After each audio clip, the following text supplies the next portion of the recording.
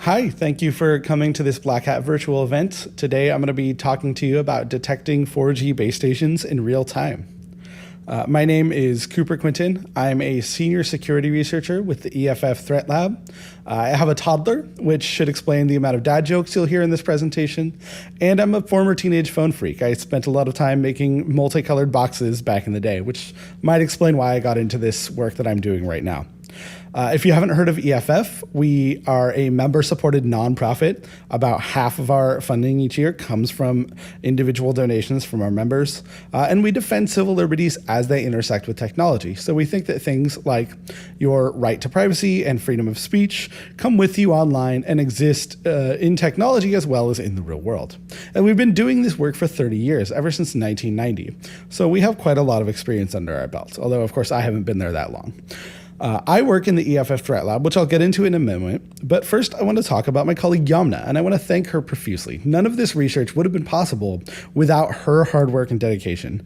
This is as much her project as it is mine, and unfortunately she couldn't be here on the stage with me today, but if you see her in the virtual halls of Virtual Black Hat, please buy her a virtual beer, or follow her on Twitter at RivalElf. And this is an actual photo of her. She is indeed a very excited sentient radish. So what does Threat Lab do? Threat Lab looks at technology that targets at-risk people. This is activists, human rights defenders, journalists, domestic abuse victims, immigrants, sex workers, minority groups, basically anybody who is at risk of oppression just for simply being who they are, or having the beliefs that they have. The goals of the technology that oppresses these people are typically to gather intelligence on them or spy on them, especially if they've left the borders of the country, making it harder to spy on them through traditional kinetic means, locating, extorting, harassing, basically stifling freedom of expression and human rights of people that you don't like. And why do we do this work? Well, cybersecurity and antivirus companies mostly care about the types of malware that affect their customers, and this is usually enterprise customers. Things like ransomware or banking trojans, financial attacks. These are the sorts of things that affect their customers. And while these things are important, we get to care about the types of technology that infringe on civil liberties of human rights of at-risk people. We like to think of ourselves as the security team for the people who need it the most and yet can afford it the least. And we get to do this by virtue of working for a nonprofit. We don't have to worry about keeping and growing our paying customer base. What are our goals? Well, first and foremost, we want to protect people. We want to make sure that people are able to express themselves freely, make sure that people are not having their human rights violated, and make sure that people feel safe and secure in their computers and in their technological lives and in their real lives. We want to broaden our community's understandings of the threats and defenses that the threats that they face. We want our communities to know what the capabilities are of the threat actors targeting them, who those threat actors might be, and what they can feasibly do to defend themselves. We want to expose bad actors. We want to make sure that the types of people that are using technology to violate human rights and freedom of expression get exposed, whether they be cyber mercenaries or whether they be governments that are violating human rights. We want to make sure that they're named and shamed and not allowed to do their work with impunity. And of course, because we're a legal nonprofit, we want to make better laws and better norms in civil society so that this sort of thing doesn't keep happening. In the past, we've worked on a couple of projects previously. One is by my colleague Eva Galperin, and this is the Coalition Against Stalkerware. So stalkerware or spouseware is a type of malware that specifically is targeted against, that you would install on a family member or a spouse or a significant other to spy on them, to control them. This type of malware wasn't previously classified as malicious by most antivirus vendors. It was classified as a potentially unwanted program, and we saw a problem with that because it's clearly malicious. Eva did a lot of lobbying along with the Coalition Against Stalkerware and got antivirus companies to start marking stalkerware as malicious, as they should. In 2018, we spoke at Black Hat about Dark Caracal. This is a This was a threat actor that was operating, spying on civilians in Lebanon, and was also linked to a threat actor that was spying on civilians and human rights defenders and journalists in Kazakhstan. We were able to track this actor down to operating out of the headquarters of Lebanon's General Directorate of General Security. And we think that it was a freelancer moonlighting for Lebanon, Kazakhstan, as well as doing criminal work. So there's a lot more detail about that in the report, which you can find on the EFF website. But that's not what I'm here to talk about today. Today, we're going to talk about cell site simulators, also known as Stingrays or IMSI-catchers. We're going to talk about how they work, what the previous efforts have been to detect them. We're going to talk about a new method that EFF has come up with to detect them. And we're going to talk finally about some ways that we think we can fix the problem once and for all. Before we get into it, I want to give you a little bit of terminology. First, we have the UE, which is just the phone. It stands for the user equipment, but every time I say UE, just know that I mean your phone. The IMSI, which is the International Mobile Subscriber ID. This is the ID for the SIM card. It's burned into the SIM card and it's unique to each SIM card. The IMEI, which is the International Mobile Equipment ID. This is the ID for the hardware, the ID for the phone. That's again burned into the phone and doesn't change. And it's unique to each phone. The eNode B, or the base station, this is what the UE is actually communicating with. This is what's attached to the antennas. This is the first line in the cell network. The EARFCN, or EAR-FCN, is a frequency that the UE and the eNode B are communicating on. And a sector is a specific antenna attached to a base station, and each base station can have multiple sectors. The MIB is the master information block. It's broadcast by the eNode B and tells the phone where to find the SIB, or system information block, which contains details about the eNode B, such as the cell ID, the MCC, the MNC, and the TAC, which stand for the mobile country code, the mobile network code, and the tracking area code, respectively. And then these are identifiers that let the phone or the UE know what carrier owns this base station, what country it's in, what geographical location it's in. And then the PLMN is the Public Land Mobile Network. This is just a concatenation of the MCC and the MNC. I'm also going to use the terms IMSI-catcher, Stingray, Hailstorm, fake base station, and cell site simulator interchangeably. These don't exactly mean the same thing. Stingray and Hailstorm are brands of fake base station or cell site simulator. And IMSI-catcher is one of the things that a cell site simulator does, but not all IMSI-catchers are full-on fake base stations. Some of them operate passively and don't ever transmit. But I'm going to use these interchangeably, and I think for the purposes of this talk, that's fine. Also, I apologize for this acronym soup that I've just thrown you into. It was as painful for me to learn about as it may be for you to listen to this talk, but I think you'll pick it up pretty quickly. So this is a quick diagram of the LTE network topography. We have the user equipment, or the phone, which connects to the eNode B using the LTE protocol. The eNode Bs exist in a part of the network called the EU-TRAN. And then the eNode Bs talk to the back end, which is the Enhanced Packet Core, or EPC.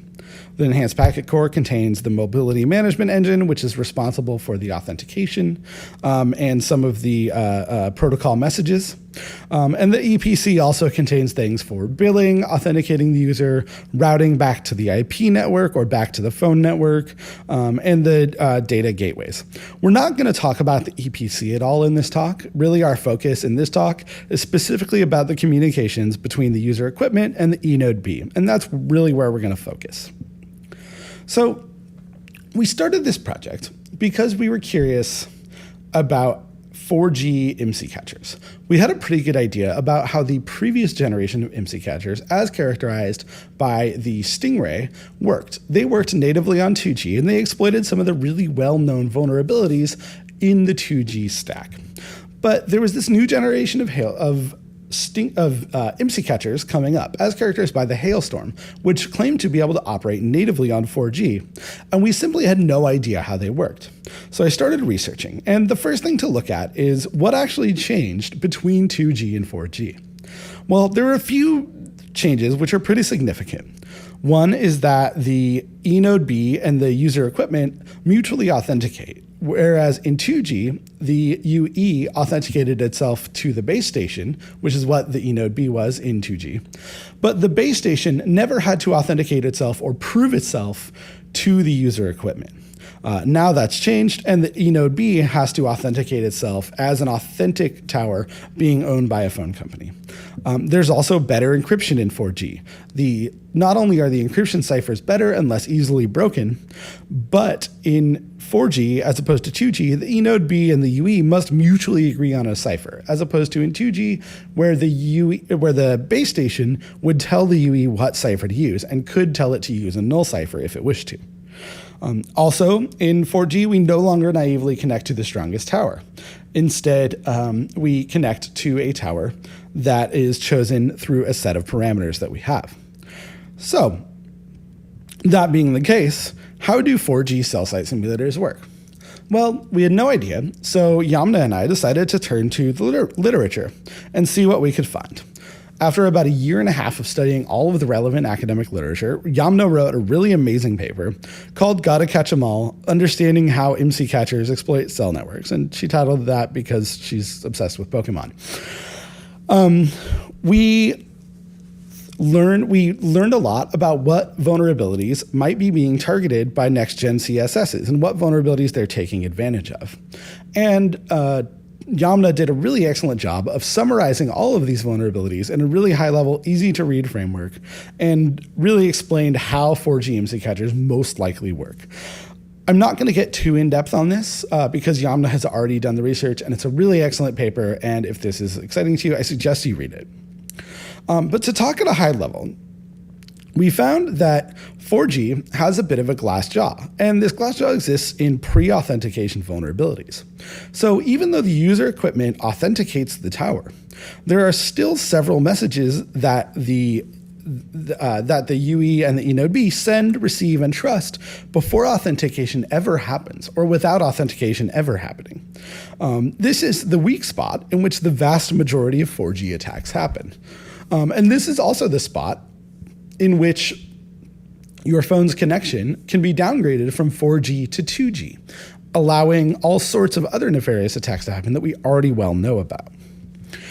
This is just a brief diagram of the protocol by which the user equipment connects to the base station. We have the base station is sending out the frame synchronization signals, and the UE looks on every frequency that it knows about for these synchronization signals.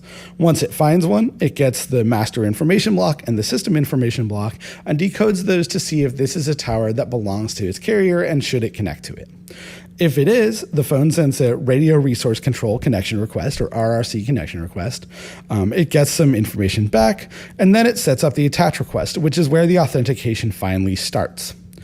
The authentication finally starts in step 7, but between steps 1 and 6, there's a lot going on. And there are messages that the phone can send out, which can contain its IMSI, its IMSI, or its exact GPS coordinates. It can be convinced to downgrade to a 2G network, or it can be convinced to hop off the cellular network entirely. And this is where the dragons live. This is where the entirety of the attacks that we found are, and this is the part that we're going to concern ourselves with. So now that we had a good idea about how 4G IMSI-catchers might work, we wanted to know how often they're being used. And to do this, we started looking at Freedom of Information requests. These are requests that you can send to the US government to get documents from them. And sometimes they're censored, but sometimes you get really interesting things. ACLU earlier this year published a batch of documents which showed that the US Immigration and Customs Enforcement, or ICE, between 2017 and 2019, used their cell site simulator 466 times. This is hundreds of times per year. DHS, not to be the Department of Homeland Security, not to be outdone, used their cell site simulator 1,885 times between 2013 and 2017. Customs and Border Patrol, we found, owns 33 cell site simulators, and we have no idea how many times they've used those. But we can assume it's quite a lot, at least comparable with DHS and ICE. On the other hand, Oakland, the local police department for the city of Oakland, in 2017 used their cell site simulator only 3 times. In 2018, it was used 4 times, and in 2019, it was used just once. And this is according to public reports that Oakland PD has to put out each year. The Santa Barbara PD, on the other hand, according to FOIA documents that EFF received, used their cell site simulator 231 times in 2017 alone. This is comparable to how many times ICE uses their cell site simulator. But not everybody that's using cell site simulators is subject to freedom of information requests. We have good evidence that foreign spies are using IMSI-catchers or cell site simulators. DHS put out a report a couple of years ago that showed that they had found cell site simulators around the White House and around Washington, D.C. And it makes sense that foreign spies would want to use these. There's a lot of information you can gather from a cell phone, and we pretty much live our lives on cell phones. So it's a perfect spot for a foreign spy to be in. We also suspect that cyber mercenaries are using these devices. Groups such as NSO Group have been accused of using these by Amnesty International to spy on a Moroccan journalist, using a cell site simulator to listen in to his calls. And it's even possible that criminals are using these. There's several rumors that drug cartels are using IMSI-catchers to spy on federal police that are going after them. And again, it makes sense. Cell site simulators at this point are pretty cheap and pretty easy to build and not too difficult to operate, and are certainly within the budget and capabilities of an organization like a cartel, as well as an organization like a cyber mercenary such as NSO Group. So since we can't FOIA these groups, and since even Freedom of Information Act has its limits, and we're not always going to get the data we want, we turn to detection. And we think, okay, so can we detect cell site simulators being used in the wild? So there's a couple of schools of thought about ways to detect cell site simulators. The first one I'll call app-based, and this is characterized by Android IMSI-catcher detector, or AIM-SICD, Snoop Snitch, or Darshark, which was released on the Black Hat stage. The strengths of these apps, so these are apps that run on your mobile phone, usually an Android phone. The strengths of these are that they are cheap. All you have to have is the app, and the app is free. You got to have a phone that supports it, but pretty much everyone has an Android phone lying around somewhere. They're easy to use. Once you get a phone that will support it, you just start the app, and it runs, and it tells you what it finds. The weaknesses of these are that they have limited data. With AIM-SICD, you only get the MCC, the MNC, the TAC, the signal strength, and a couple of other things, which is not really enough to positively determine whether or not something is an IMSI-catcher. With Snoop Snitch and Darshark, you get a little bit more because they have access to baseband debugging capabilities, but you still aren't getting all of the things you'd need. For example, you're only getting the information about the towers that your phone is connecting to, and not all of the towers in an area. And what if you aren't the target of the IMSI-catcher?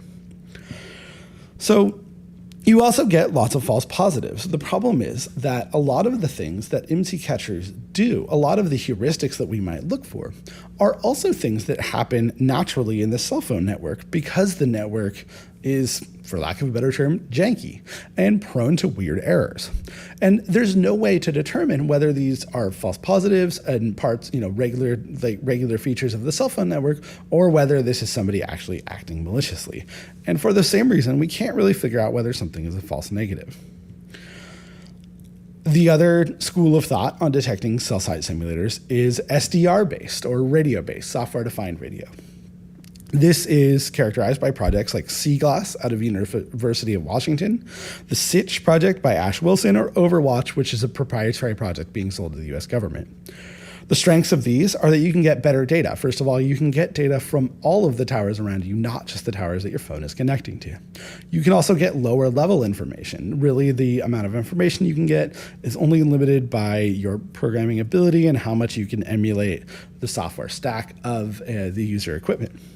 The weaknesses of these are that they're harder to set up and use. You have to have hardware, you have to maybe have some programming skills, and the data isn't interpreted for you. Usually the data goes into a database and you have to kind of interpret it yourself. Also, you have to buy hardware, and it costs money, which, as opposed to an app, which is free, you may have to spend a few bucks to get one of these running, possibly up to a few $100. And you can't transmit because the hardware used in these usually isn't licensed for transmitting over the cell network. So we took a few of these methods, and we started getting some information that from people who were at the Dakota Access Pipeline protests in Standing Rock in North Dakota. And they were concerned that IMSI-catchers were being used at their protests. So we took what we knew about detecting IMSI-catchers, which at the time was, let's install Snoop Snitch on a phone. Let's bring out a RTL SDR, which maybe I'll do some frequency analysis with, and let's go out there. And we didn't really find anything. And that's because there weren't actually any 2G towers, legitimate or illegitimate, anywhere in the area of the protests. And I really didn't have any idea what I was doing with Snoop Snitch. I didn't have any idea what I was doing with the SDR. But what we figured out was that if there were cell site simulators being used at Standing Rock, they would have to be operating natively on 4G since there was no 2G presence whatsoever. So this forced us to ask the question, can we detect 4G IMSI-catchers? Well, none of the previous projects were set up to do this. Seaglass, which I find to be the best project, is looking specifically for heuristics of 2G IMSI-catchers and only looking at the 2G spectrum. Similar with Sitch, and of course the same with AIM-SICD and Snoop Snitch. So how can we improve on the previous attempts? Well, we like the radio-based method because it gets you lower level data. You can see all the towers, not just the ones that your phone is connecting to, and you can compare that data over time. So let's improve that by first looking at 4G antennas and looking for native IMSI-catchers on 4G. And let's also verify the results. When we see a cell that's suspicious, let's go physically track that down. Is it on a tower where it should be? Great, it's just a cell acting weird. Is it on top of a building? That's probably fine, it's probably a small cell. Is that building an embassy? Well, that's a little more suspicious. Is that not a building at all, but in fact an unmarked van? Well, that's extremely suspicious. So, without further ado, I introduce to you Crocodile Hunter. And I'll take a sip of water.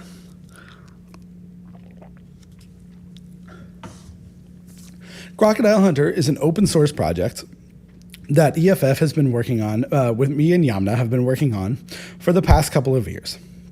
It's a software and a hardware stack. The backend is based on SRS LTE, which is an open source LTE software stack. It emulates not only the eNode B and the user equipment, but also the backend, the MME, and some other parts of the backend. It's written in C++. And we use it to scan all of the towers and communicate with our front end over a local socket. The front end is written in Python, and we use it to get data from the socket, save it to a database, run some heuristics, and display tower locations, and of course present the user interface.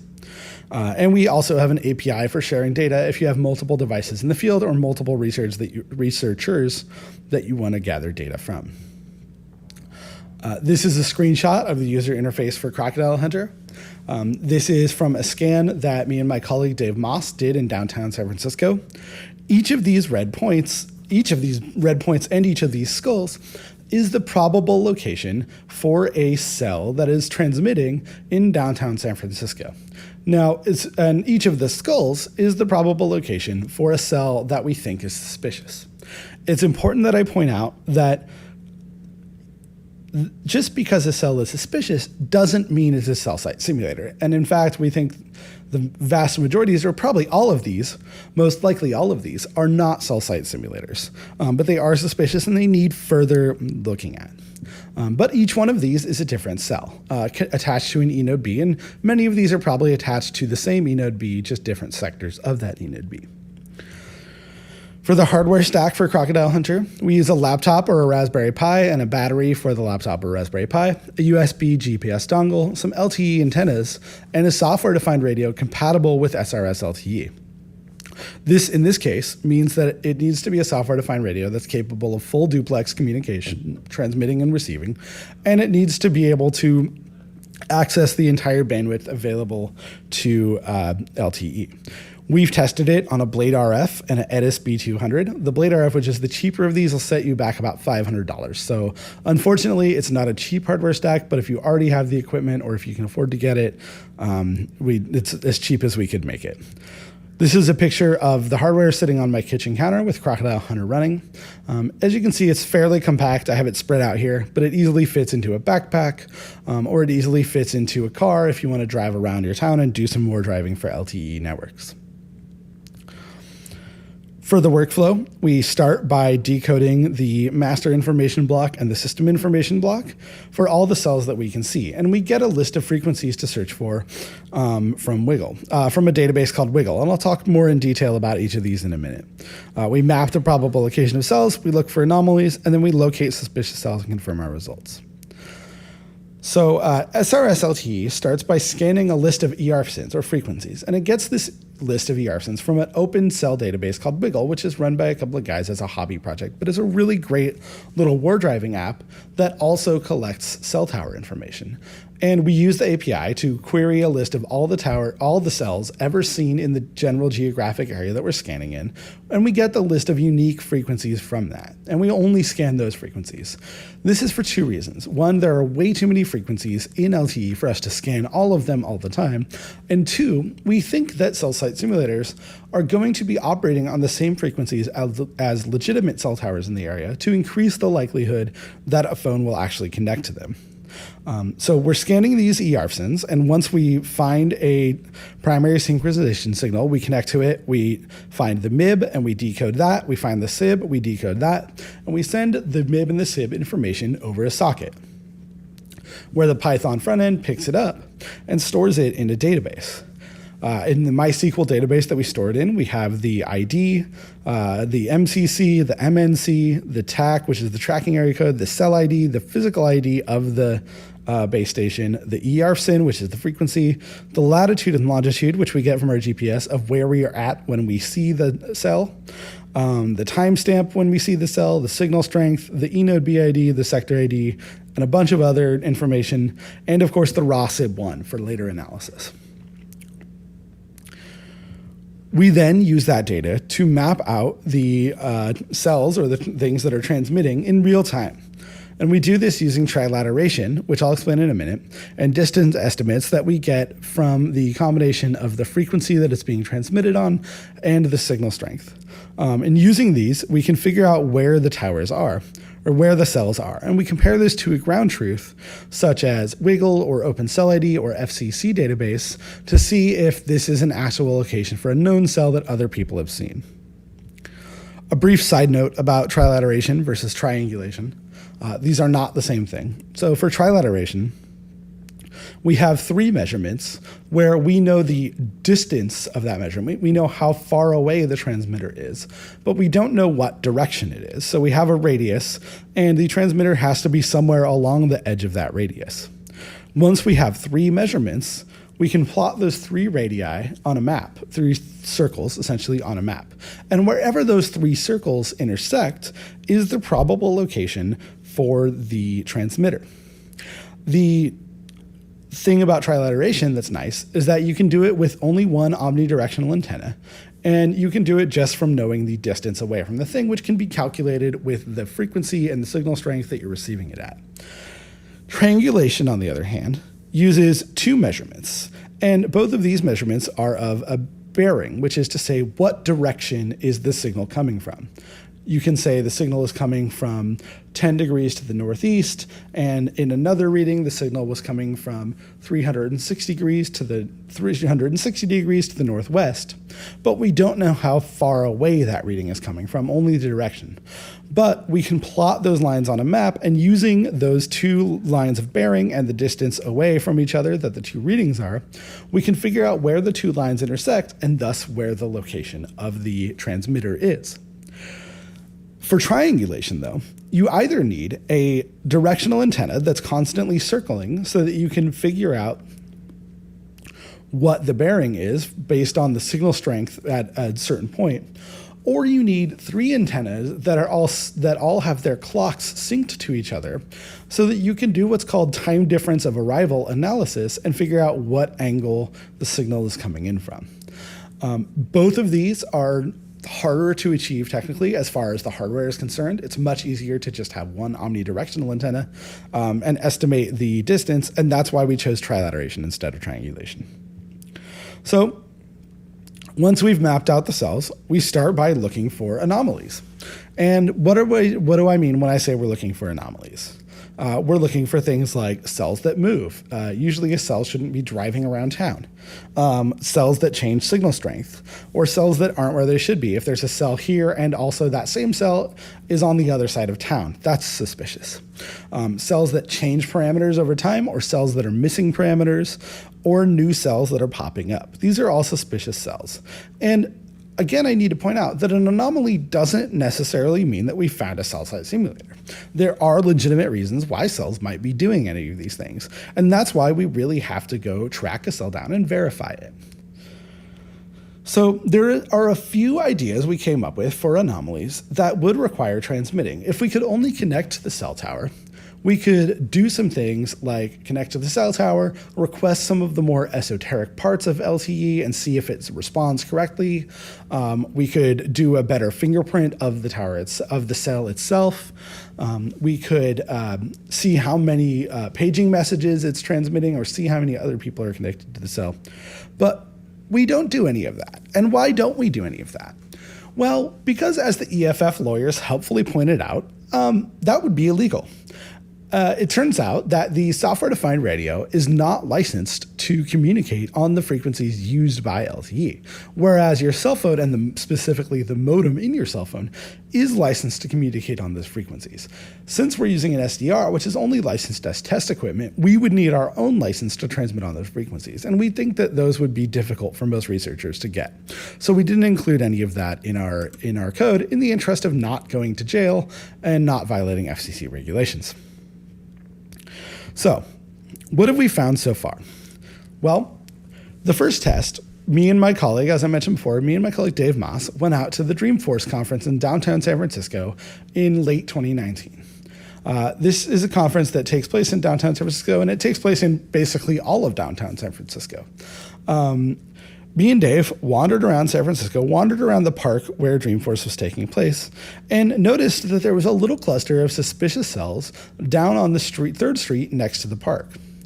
We decided to go investigate it and see what we could find, and we started walking down the street, looking at our phones, trying to figure out where the cells might be. When suddenly we looked up and saw this big black truck parked on the street with a giant satellite on top of it, pointing at a building about a block away. Because the truck was so obvious and also had a logo on the side, we figured that it was probably not a cell site simulator, but in fact a cell on wheels, or a COW. This is a type of cell that is mobile and is brought out to an event, usually a larger event, to increase the capacity of the cell network in the area temporarily. We knocked on the door of the truck and talked to the guys operating it for a bit and confirmed that in fact it was a cell on wheels. Now, you might say, this isn't an IMSI-catcher, Cooper. This is just a cell on wheels. This is a legit cell tower. And that is true, but we still consider this a success because, in my opinion, a cell on wheels is not actually that much different from a CSS as far as the heuristics that we're looking for. It's a cell that shows up all of a sudden, is broadcasting new parameters or echoing parameters of other cell towers, and it's a small cell of maybe lower power than a typical cell. Really, the main difference between a cell on wheels and a cell site simulator is A, whether it's exploiting the vulnerabilities of the network, and B, who's operating it and for what reason. So we considered this an excellent proof of concept. We located an anomalous cell, and we were able to physically track it down. For our next test, I brought Crocodile Hunter to ShmooCon in Washington, D.C. in January of 2020, right before everything went terribly. And in Washington, D.C., we found a couple of interesting things. In 2 different cases, we found eNode Bs that were broadcasting the same ID, but a completely different PLMN. That is to say, a completely different country code and network code, even though they had the same ID. This is highly unusual and hasn't happened anywhere else that I've seen until actually a couple of weeks ago. For one of these suspicious eNode Bs, well, most of the time it was broadcasting an MCC of 310 and an MNC of 410, which belonged to the US and AT&T respectively. At one point, it broadcast an MCC of 350, which belongs to the country of Bermuda.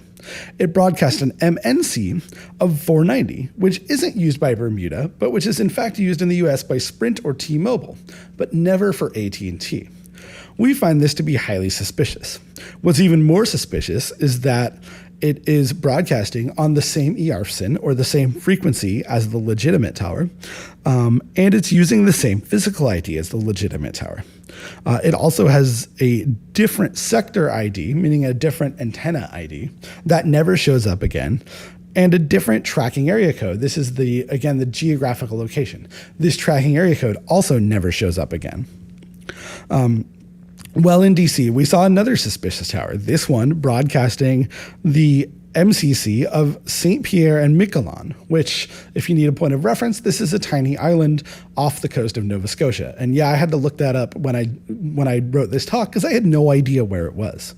And it's broadcasting the MNC, or network code, of 451, which isn't used by any network anywhere ever. So we think that these two antennas are highly suspicious. Unfortunately, I was running around ShmooCon with Crocodile Hunter running off a Raspberry Pi in my backpack and didn't actually get around to looking at the data until after the fact, when it was already too late to go track down the networks. So unfortunately, I wasn't able to verify these, but we do think that this is another great example of how Crocodile Hunter can ferret out suspicious cells. We do have ongoing tests. We're working with a group of researchers called the Fake Antenna Detection Project, or FADE project, in Latin America. They've already done some really excellent work using sea glass to detect suspicious 2G cells in Mexico City and in other places around Latin America. And we're also working with researchers in Washington, D.C., in New York City, and we hope that you'll start deploying Crocodile Hunter in your hometown because it's open source and we're happy to help. In the future, we want to create better heuristics. Right now, the heuristics that we have are okay, but we think that they can be improved on as we find more towers. And we can also improve on these heuristics by getting more data that we can feed into machine learning models to better detect anomalies automatically, to maybe detect things that we wouldn't think about. So that's a future goal. We also want to have better location finding. Right now, my distance estimates are a bit off, and when I do find a tower, it does seem to be about 50 meters off or so from the place where I mapped it out. And we want to port it to cheaper hardware. Like I said, the Blade RF is an excellent piece of hardware, but it's not cheap. It costs about $500. So I'd love to be able to run this on something cheaper, like an RTL SDR, but that's not going to work as long as we're using the software stack we currently are. And finally, what's with the name? Well, we named it Crocodile Hunter because, as you may remember, the Stingray is a brand name for a particular cell site simulator. The Stingray is also the animal that killed Steve Irwin, the Crocodile Hunter, and we simply wanted to pay our respects to Steve. Finally, how can we stop cell site simulators? Well, we can end 2G support on iOS and Android right now.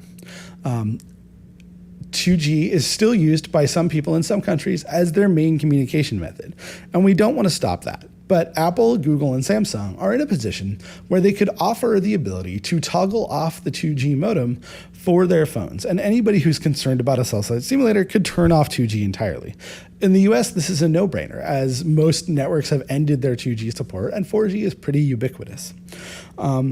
We think that this could be done fairly easily with a little bit of engineering effort by these companies, and we've written a blog post encouraging them to do so.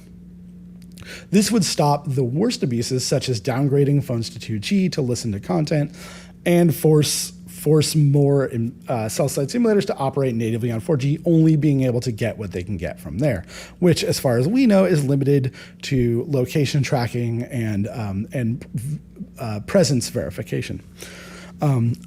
We also need to eliminate or secure the pre-authentication messages. As I said, the pre-authentication is really where all of the attacks happen. And this is true for 4G as well as 5G. One interesting proposal is that we have TLS for all of the messages coming from a tower. This would be the same as the way that HTTPS communication happens. This is an interesting proposal. It's still only in its infancy, but there's a really interesting paper about it that I've linked here in the slides and that'll probably be in the notes. We need to also create more incentives for standards organizations like 3GPP, carriers, manufacturers, and OEMs to care about user privacy, because right now, user privacy seems to be just about the last thing on their mind after connectivity and after accessibility. None of these are foolproof, and none of these will stop cell site simulators entirely. But we aren't even doing the bare minimum yet, and I think we should at least do that. The key takeaways here, the things I want you to go home with. We have a pretty good understanding of the vulnerabilities in 4G and the commercial cell site simulators might be exploiting, thanks to Yamna's paper. None of the previous IMSI-catcher detector apps really do the job anymore, and even the ones that are good operate only on 2G. We've come up with a method similar to established methods, but targeting 4G towers natively. And we think that with a little bit of elbow grease and a lot of political effort, the worst problems of cell site simulator abuse can be solved. Before I go, I want to say thanks to the following people. Of course, huge thanks to Yamna. Again, none of this project could have been done without her. Definitely check her out on Twitter. She's one of the smartest people about this stuff that I know, and she does great work. Also, huge thanks to the whole EFF crew, and especially Threat Lab. Couldn't have done this without them as well, and it's a great place to work. I want to thank Andy and Bob at Wiggle for giving me unfettered access to their API and a lot of programming advice. Thanks to Roger Piqueras-Jover, who is, again, one of the smartest people that I know about cell site simulators and about the cell network in general. I want to thank Nima Fatemi with Kandu, and Surya Matu and Simon Tietler with the markup, who did a lot of testing for me. I want to thank Carlos and the Fade Project, of course, for their ongoing testing. I want to thank Carl Kosher and Peter Ney and others at the University of Washington for Seaglass. I want to thank Ash Wilson with Sitch and Eric Escobar, DEF CON Justice Beaver. And of course, last but not least, I want to thank Kristen Paget, who has been a huge inspiration. She did the first talks about cell site simulators in the hacker community, and she has also given me a lot of amazing advice. And thank you for listening to the talk. Again, my name is Cooper Quintin. I'm a senior security researcher with the EFF Threat Lab. You can find me on email, cooperq@eff.org, or Twitter @cooperq. And you can find the project at github.com/EFF.org/crocodile hunter.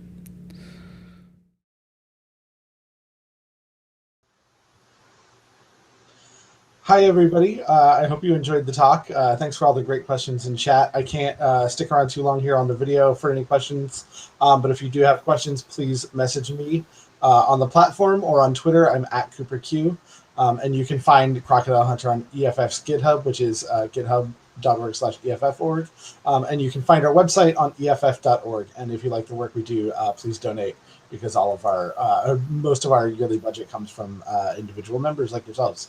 So thank you very much, and I'll see you around the halls of Virtual Black Hat.